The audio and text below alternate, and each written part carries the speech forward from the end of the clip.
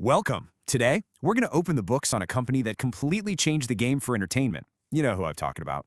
Netflix. And just to give you a sense of scale here, in 2024, Netflix brought in a mind-boggling $39 billion in revenue. I mean, that's more than the entire North American box office in a record year. It just shows you how massive their global reach really is.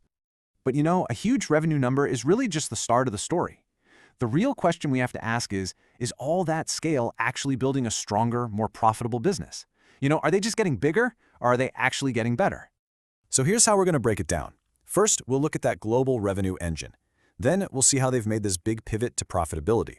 After that, we'll check out their balance sheet, cash, debt, content, and then we'll tie it all back to what it means for investors and, of course, the risks that are still out there.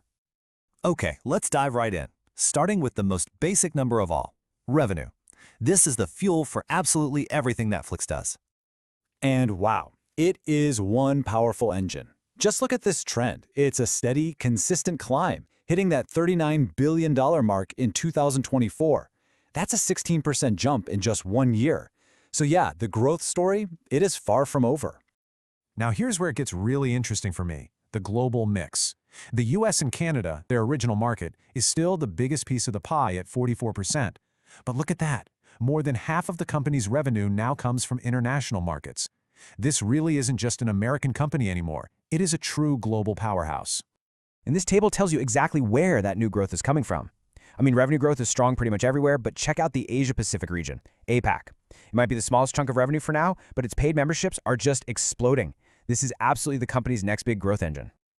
So revenue's growing, that's clear. But is the profit growing with it? This brings us to what is maybe the most important part of Netflix's story right now, their big pivot to profitability. To really get this, we've got to talk about one key metric, operating margin. So think of it like this. For every single dollar Netflix brings in, how many cents are actually left after they pay for everything? You know, making shows, marketing, all of it. That leftover amount, that's the operating margin. It's the cleanest way to see how profitable the core business is. And folks, this chart, this is the heart of the story right here. Just look at that expansion. In only 2 years, Netflix has pushed its operating margin from 18% all the way up to a really strong 27%. This wasn't an accident. It was a very deliberate move to become a much more profitable company. They are literally keeping 27 cents of every dollar as operating profit now. So how are they pulling this off? Well, one of the biggest reasons is that they're getting smarter about managing their number one expense, content. They do it through something called content amortization. It sounds complicated, but it's not. Instead of taking the huge financial hit for a show like Stranger Things all in 1 year, they spread that cost out over the time they expect people to be watching it. It just smooths things out and gives a truer picture. So the key takeaway here is this. Netflix is not the growth at all costs company it used to be. They've successfully made the switch to a disciplined, profitable media giant. They're using their enormous scale to squeeze more and more profit out of all that revenue. Okay, profit's great, but a business needs a solid foundation, right? So let's flip over to the balance sheet and take a look at Netflix's financial health, specifically cash and debt. So at the end of 2024, Netflix was sitting on a very healthy $7.8 billion in cash.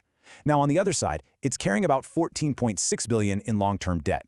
And that number might jump out at you, but it's really important to understand the strategy behind it. See, this debt wasn't to cover losses or anything like that. It was a strategic investment to build their most valuable asset, that massive, world-class content library. You could almost say they took out loans to build a content moat, a library so big that it's just incredibly hard for anyone else to compete with. And now that the business is churning out cash, they've got the firepower to start paying that debt down. So we have growing revenue, expanding profits, but how does all of this actually create value for the people who own the company, the shareholders?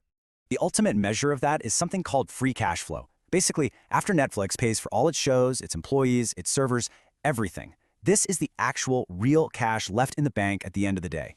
And this is the money they can use to actually reward shareholders. And Netflix has a pretty clear strategy for this. It doesn't pay a dividend. Instead, it chooses to reinvest that cash back into making more content. But it does return money to shareholders by buying back its own stock. In just the last quarter of 2024, it bought back over 1.1 million of its own shares, which makes every remaining share just a little bit more valuable. And let's be honest, for most long-term investors, the biggest return has just been the stock price itself going up. This chart shows it pretty clearly. Over the last 5 years, Netflix has significantly outperformed the broader market. That appreciation is really the main way the market has rewarded the company's success so far. All right, so let's bring it all home and look at the whole picture. Because every investment has two sides, right? It's so important to understand both the financial strengths and the risks that are still out there.